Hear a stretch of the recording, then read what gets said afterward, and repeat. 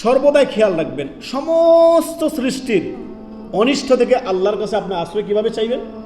সমস্ত সৃষ্টির আল্লাহর সৃষ্টির অনিষ্ট থেকে, বহুত সাপ বিচ্ছু থেকে আরো কত ক্ষতিকর প্রাণী হতে পারে না, সমস্ত কিছু থেকে আল্লাহর কাছে আপনি আশ্রয় চাইবেন। সহিহ মুসলিমের হাদিস নাম্বার 2080 নম্বর হাদিস, নবী সাল্লাল্লাহু আলাইহি সাল্লাম বলেন, তুমি সৃষ্টির ক্ষতি থেকে আল্লাহর কাছে আশ্রয় চাওয়ার জন্য উক্ত দোয়াটি পাঠ করবে, আউযু বিকালিমাতিল্লাহি তাম্মাতি মিন শাররি মা খালাক। যত সৃষ্টি হতে পারে আল্লাহ, যত অনিষ্ট হতে পারে আল্লাহ, আল্লাহর জমিনে আসমানি জমিনে যত ক্ষতিকর বিষয় হতে পারে, সমস্ত সৃষ্টির থেকে, সৃষ্টির ক্ষতি থেকে আল্লাহর কাছে আপনি আশ্রয় চেয়ে পেলেন।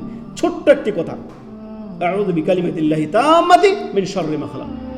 আল্লাহ, আমি আল্লাহর পরিপূর্ণ কালিমা সমূহের ওসিলায় আমি আল্লাহ আপনার নিকট আপনার সৃষ্টির ক্ষতি হতে আল্লাহ আমি আশ্রয় চাচ্ছি, আশ্রয় গ্রহণ করছি।